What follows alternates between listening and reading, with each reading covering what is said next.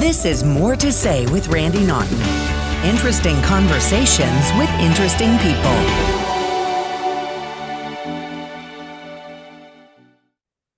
And we welcome you into the newest episode of More to Say with Randy Naughton. Hey, it's my podcast, and we're kind of, still getting our feet wet as far as all this podcasting business goes. And we are visiting today with somebody I worked with a long time ago, but I think everybody qualifies for that now because I did all this for so long. Say hello to Mr. Todd Newton. You're going, I know that guy. Yeah, you've seen him all over the place. He's been on the Game Show Network. He's been traveling around doing The Price is Right live. He's been on syndicated shows, and he started in St. Louis on radio. Todd, welcome into More to Say. How you doing? Isn't it great that we don't age a bit, Randy? I mean, Not look one at damn us. bit. This is crazy. It's so fab. great to see you. My God, it's been years since I've seen you. But yes, we do. Way back. Before we started recording this, you reminded me that you and I both worked on the local public TV station asking for donations. I think we called it something else, but I'm like, that's where we worked together. And you know, did you even get a tote bag out of the deal? Did you get anything? I don't think so. No, but I will tell you this. It was, I think at the time, we would just do those PBS pledge drives because it was a great way for radio people to get on TV. Yes. Yes. Now I still do them on occasion, but it's because PBS meant so much to my kids growing up. So now there's a little bit of heart behind it. But yeah, it was really. Whereas you were heartless before, is that the idea? So we were just young, hungry, ambitious radio people back then, Well, everyone is looking at you going, he's the no whammy guy, right? You're the no whammy. Yeah. You were all over the Game Show Network for how many years after St. Louis? Well, let's see. Let me do the math in my head. So I left St. Louis to go to Los Angeles to be a host on E! Entertainment Television in 1995. I was on the air as Rick Idle for years and years in St. Louis. And it was, as you know, it was a great place to be on the radio. I still put St. Louis radio up there, in the 80s and 90s up against anything that was on in New York or Chicago or Los Angeles. Our city was crushing it. And then, during my time at E, I had the good fortune of being able to kind of capitalize on any recognition that the network gave me to go do other projects. And E was always really great about supporting us and letting us kind of stretch our hosting wings as long as E was always the priority, which of course it was. So I started my first game show in 1999 called Hollywood Showdown on Game Show Network. Uh-huh. And that was just your, pop culture Q&A question and answer thing. Yeah, it was great. I loved it. And we did 3 seasons of that. And then Whammy, the all new Press Your Luck came along, which was just a wonderful experience. And I still say, like, if I was at the casino with my sister a few weeks ago, and it was, and I swear to you, I said, no whammies, let's go. People say it all the time still. Yeah. And what was great about that show is obviously I grew up, as I'm sure you did, watching it on Channel 4 with Peter Tamarkin as host. And so when they brought it back, they did a version with me hosting and a version with Peter hosting. And it was really neat to be able to spend time with him and get to know him a little bit. He's since passed away, unfortunately, but the new version came along and Game Show Network just kind of went with the more techie board and a younger host. And nothing against Peter. He knocked it out of the park, but we did 2 or 3 years of that. And it was just awesome. I mean, to be able to be a part of that franchise, I thought that was incredible, let alone eventually becoming part of the Price is Right franchise. But, Whammy, the all new Press Your Luck ran on reruns up until a year and a half or so ago. Yes. And now younger generations are discovering all of those shows. Yeah. Match Game and Newlywed Game, all of it. Yeah. Isn't Gene Rayburn on Match Game? I look at guys like Gene Rayburn and Richard Dawson. Of course, I'll always be a Bob Barker student. Yes. I mean, without question. But the way Gene Rayburn and Richard Dawson just did it so effortlessly without seeming to have a care in the world. You just felt like those guys had just set their scotch down over here. They're going to host. And when the commercial's over, they're going to go Yes. over and Richard's going to have his cigarette. And I mean, if I'm only waiting for the return of that skinny mic, that super long, 2-foot long skinny mic. Can I tell you? So in the early years of the Price is Right stage show, we had that skinny mic, but it would either every season, it would either get broken, very hard to transport that night after night, or B, get stolen. We would go to certain cities and people just wanted Bob's mic. You can't blame them. Same with the Plinko chips. Everybody wants to kind of pocket the Plinko chips, And why not? Why now? Right. Now, when you go on the road with the Price is Right Live, do they sell that as merch? Do they have stuff like that? So we have Plinko chip drink coasters, which are pretty cool. Yeah. But yeah, I mean, this Price is Right stage show, and I can't tell you how excited we are to get back to St. Louis. I mean, by the way, let me plug it. You're going to be at the Factory in Chesterfield. Yes. Incredible venue. I don't know if you've seen it. No, it's my first time. Yeah, Wednesday, March 20th at 7:30. Yeah. It's state of the art. It's beautiful. It's in Chesterfield. It's easy to get to. Free parking. It's a fabulous venue. You'll love it. Wow. Yeah. I mean, we've done the Fox a couple of times, which was awesome for me. I mean, what kid growing up in St. Louis didn't go see shows at the Fox with their grandparents? We also did the St. Charles Family Arena a couple of times, but yeah, this new venue is going to be great. And it's this season of the show. This is our 23rd year. And I'm so grateful to have been there since the very beginning. And I hope people who maybe have seen us before will come back. The show's even bigger. The prizes are better. But if you grew up watching The Price is Right with your grandparents, like I did, my grandparents lived off South Grand. I know my grandma had a crush on Bob Barker. What grandma didn't? If The Price is Right holds a special place in your heart at all, and that's the secret to this show's longevity, over 50 years on TV. If you're not connecting with the audience, you don't last 50 years on TV, 50 plus years.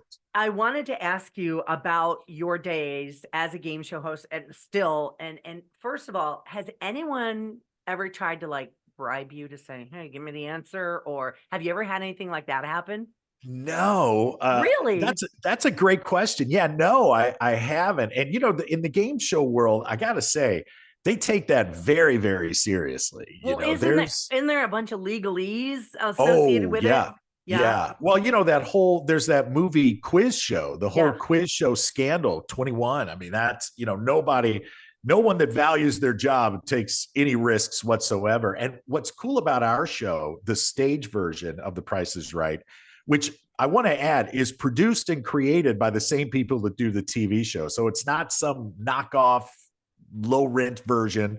It's the real deal. Our set pieces are built by the same people, same music, same prizes. And some people, they do ask me, well, is this a play or do I really get to keep what I win? No, you've given away millions of dollars in prizes. Yeah, literally over 75.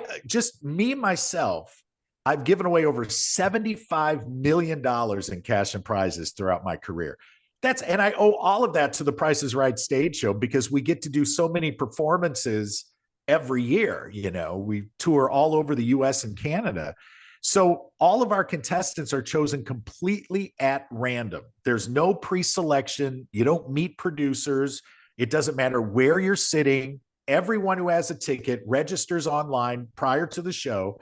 And if you're sitting up front or way in the back, you have the same chance. And we get to call more people down, which is big than they do on TV. Yeah, because you're not within that time constraint, right? Yeah, there's no commercial breaks. And listen, the St. Louis shows always last longer than any other show in the country. I must say, that is one of my favorite parts, just to see these people flip the hell out and act like total doofuses. As somebody who would be quiet and demure, does cartwheels down the aisle and jumps and kisses and kicks and punches. I mean, the reactions to some of these people, to me, that's some of the fun of it.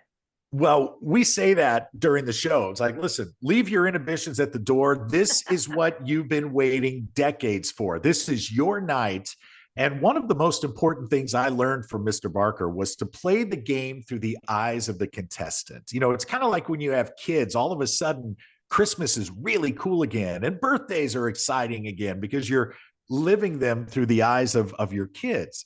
Well, I'm so lucky. I get to host this show every night in a different city. I get to play Plinko every night. I get to spin the big wheel every night, but it never gets old for me because I get to do it through the eyes of this person who's been watching the show for 35 years, or this person who's been watching since Bill Cullen was the host over 50 years ago. So that keeps things fresh and exciting, and you can't predict anything that's going to happen on the stage, and everything has happened at some point. So we just roll with it. We have a good time, and we try to make that game show magic. And that's the thing about game shows and people winning stuff. That is never going to go away, because I remember, working in radio in St. Louis, working in television, whether it's a Cardinals rally or a live remote in radio, people love free shit. Okay. Oh, yeah. They love to win stuff, and they will come out to get that free stuff. They will. Yeah. And that's almost your guarantee that the longevity will keep up for you, right? I think you're right. I think that, the world, I have said many times that generally speaking, game shows are the only real reality television out there. Now, there are some game shows, and you can peg them right out of the gate, that are real, where they're getting everybody amped up. You can tell there's a warm-up guy in the corner telling people to be overly excited. That's fine. There's certainly a place for that.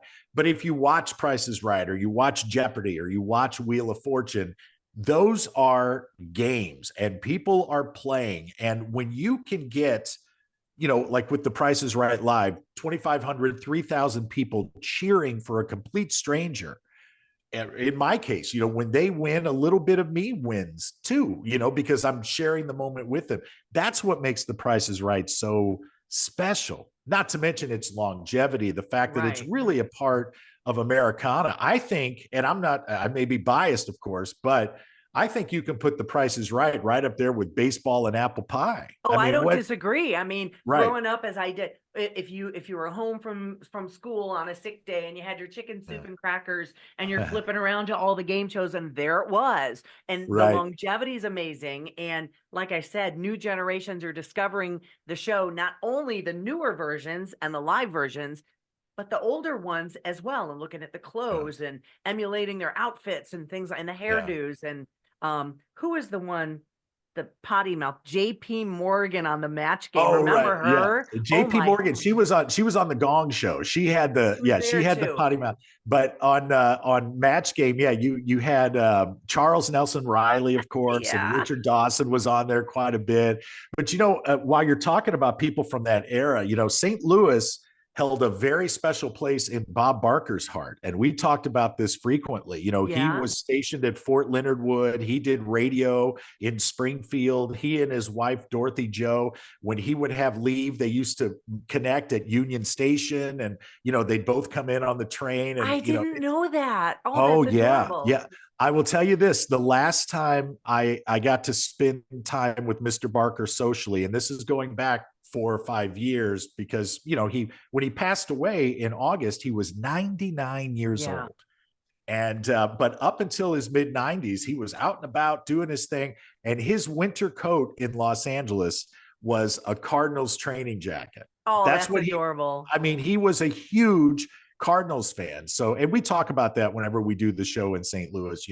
He loved the city and respected the city. He was a big sports guy. He used to love the theater that would come in through there at the Muni. And, he was very familiar with St. Louis. So he always had a lot of questions, and he would always ask how my mom and dad were out in South County. And it's so, this tour is really special to us, obviously, because of Mr. Barker's passing. And he was the one that created this show. And he always said he wanted to bring a little bit of Hollywood out to America for folks that didn't have the opportunity to come to Hollywood to play their favorite game. He understood that people have families and jobs and commitments, So that's the origin of this stage show. It sounds like just a ball. I think my sister went to one years ago in New York, and she said she had an incredible time. Good. I want to scooch back to your days back at E when you Yeah. worked the red carpet. And obviously you were at some big events. And I know that you worked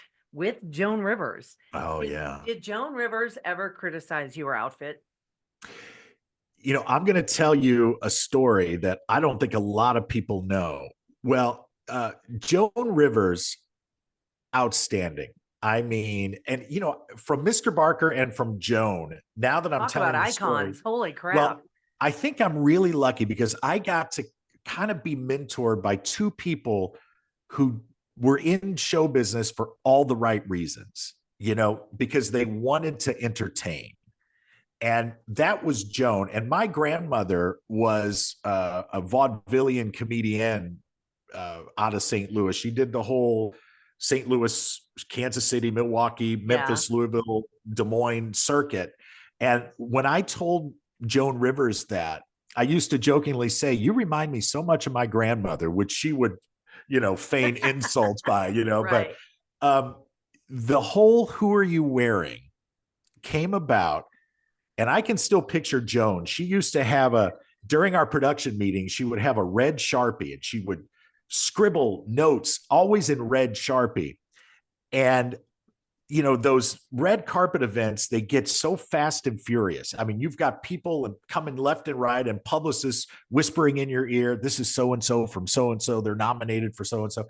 Well, it could be overwhelming. And one time, Joan had so many people coming to her because everybody wanted to be interviewed by Joan. Right. That this young, beautiful female star, I can't even begin to remember who she was. Joan didn't know who she was. So because she had nothing else to talk to her about, Joan, being so quick and savvy, said, "Oh my God, who are you wearing?" And Tell me that who. was her catchphrase from that And point that on. became the thing. He created a fashion cam where it was Right. all about the outfits, and now we don't care about what it's like to be nominated for the first time, or it just all became, "Who are you wearing?" And we were all eventually told, "Listen, if you're ever lacking for something, just ask who they're wearing." Now the designers are throwing outfits at all these stars and they've got their pick of the litter, what they want to wear. Joan created a phenomenon, not even realizing she was doing it. That is the best story. I never knew it was an off the cuff thing. That's But great. to play it safe, to answer your question, I just always wore a black tux. Joan thought that I heard her calling that classy and elegant. So I'm like, I'll do that. And everything goes with black. So I can play. Let's be honest, Todd. Boys have it way easier than girls when it comes to that. Easier. Oh my goodness. Yeah. Give me a black tux and a spray tan and I'll be over here minding my own business. All right. I'm going to do something with you that I don't know if anyone's ever done before. Okay. You're the one on stage who's usually kind of driving the ship and running the show and asking people questions and giving stuff away. I'm going to turn the tables on you and we are going to play Know Your Game Show Hosts. Are you ready? Okay, I'm ready. I got a few questions for you, and we'll do 1 point to 5 points. Here we go. Okay. What game show host offered a kiss to each contestant before their turn? Richard Dawson. Yes, 5 points. Ding, ding, ding. I'm going to mark this down. 5 points. Not every contestant, though, Randy. Just female contestants. Yes, indeed. Okay, question number 2. Yes. This former World War II pilot and game show host was considered to be the front runner to host the 1999 show Who Wants to Be a Millionaire? Who was it and why did he not get the job? The only pilot I know is Bob Barker. No. I don't know. I don't know. Now, okay, I Googled this, so whether it's 100% true or not, I don't know. Full disclosure. The answer is Bill Cullen, and the reason he did not get the job was because the producers found out that he was dead for 9 years.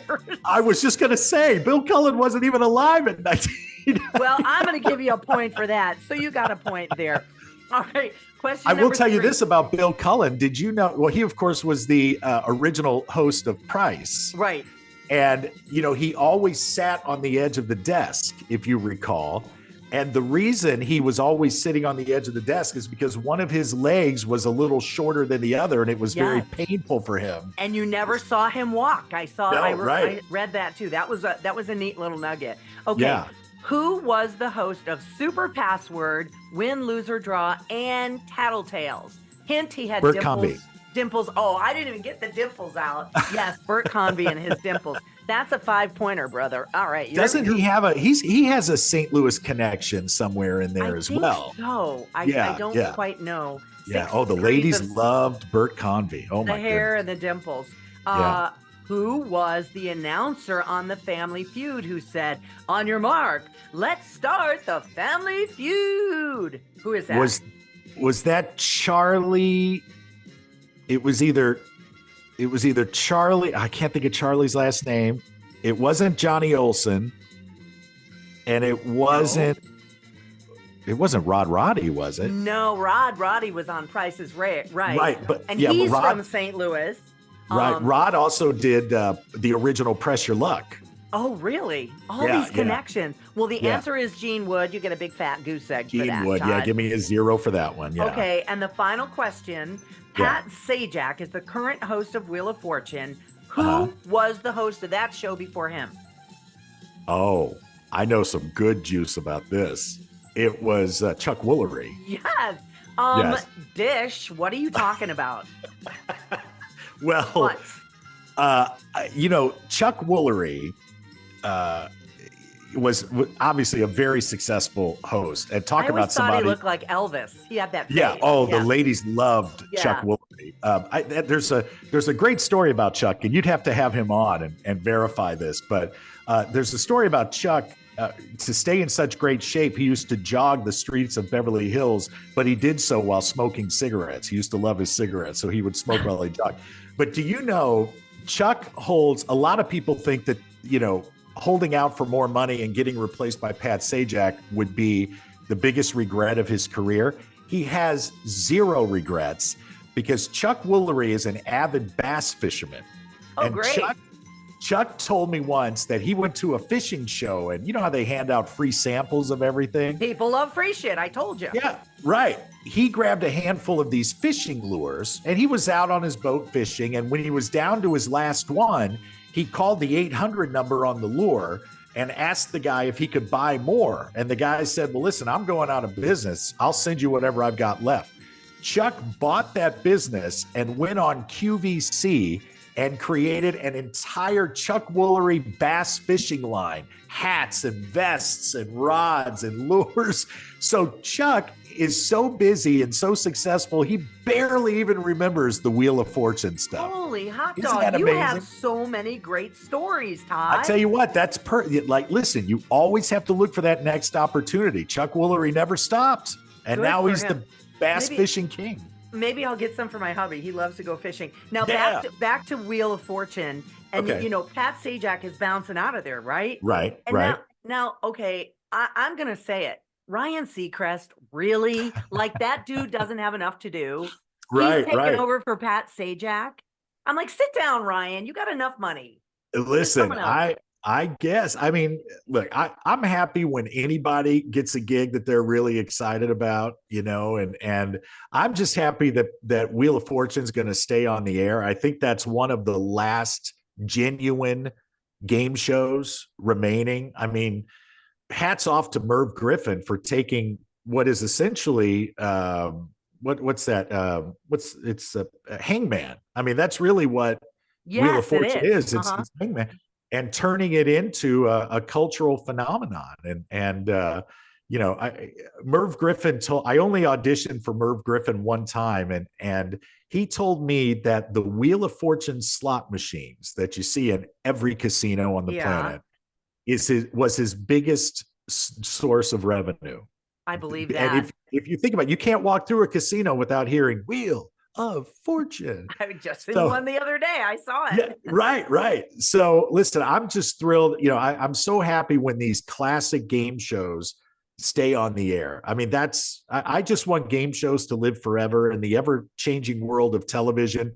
whatever keeps it going is cool with me, Yeah, and I think you summed it up perfectly when you said game shows are the ultimate and original reality TV. That Yeah. really describes it perfectly, I Yeah. think. Yeah. It really And does. I think it's a beautiful thing when people get excited for a complete stranger, when you're rooting for someone and you don't have any stake in it whatsoever. I think that we see so much on social media, the dark side of humanity, Right, what yes. makes people ugly and bitter and bad. So it's nice to see somebody good and supportive and encouraging. And that was the one thing Bob Barker always taught me. I mean, he really wanted me to remember that every contestant has a backstory. Every contestant has a reason they're there. Find out what that reason is. And the example he gave was when I went to one of the tapings where I would watch him, which for me was like going to college, I would watch him. And there was this woman, she got up on stage and she was going to play Plinko. The crowd was going crazy and Bob was asking her questions. And after about 45 seconds, he had learned and discovered that she had just retired from the post office. She had never taken a vacation for herself. That trip to Hollywood was her first time on an airplane. And, now this entire audience wants her to win so that she can have something for herself. Aww. It was the difference between, here's Lily playing Plinko, or here's Lily, a retired postal worker who's only been on a plane once. It's night and day. And that's the magic of The Price is Right. And that's what lessons to be taught from someone like that. Amazing. Yeah. So I want to remind our listeners and our viewers once again, The Price is Right Live is coming to St. Louis Wednesday, March 20th. The tickets are on sale now at the Factory in Chesterfield. Again, you will love the venue. It's pretty new. Tickets on sale the Friday, January. Oh, they're already on sale. So we want to sell it out for our hometown guy, Todd Newton. So I cannot thank you enough for joining us and telling great stories and walking down memory lane. And I hope you get a huge sellout in St. Louis for your homecoming, Todd. I'm so excited to get back. I can't think of a better place to grow up. We were so fortunate, all the great entertainment that came through St. Louis that kind of lit the fire underneath people like me and you. And, you were always so kind to me in my early radio days. And I appreciate that. Aww. It was a nice family that we had, regardless of where you worked or what you did, everybody was really supportive. And, it just came to my mind, and I know we're winding down here, but you and I also did radio appearances at the old Crestwood Mall. Oh my gosh. When I saw that you and I were going to be talking today, God, I looked for it. I can't find it, but we did a hot dog decorating contest in the food court at Crestwood Plaza. Sounds about right. Yeah. This goes back to 1989. I'm sure both of us were standing there in our radio station t-shirts, just trying to pick up $150 just for an appearance fee. You're right, Todd. That's hilarious. Well, you have some great stories, and I so appreciate it. And have fun when you're back in the STL. Hopefully, maybe I'll drag my daughter out. We'll go have some goofy fun. That would be a lot. I hope you do. Yeah. I hope you do. And let's try and connect. I'd love to see you and that'd be have great. a couple of drinks and just really catch up. But good luck with your podcast. Thank you so much for letting me be one of the first. This is great. Of course. Well, all people need to do is like and subscribe and share, and then we'll be in business. So that's all I'm asking for. That's it. And isn't it great? You don't even have to wear pants. You can do it in your own house. How did you know, Todd? How did you know? I've known you long enough to know, believe me. Thank you for joining us on More to Say with Randy Naughton. Talk soon. This has been More to Say with Randy Naughton. Interesting conversations with interesting people. Be sure to like or subscribe wherever you get your podcasts.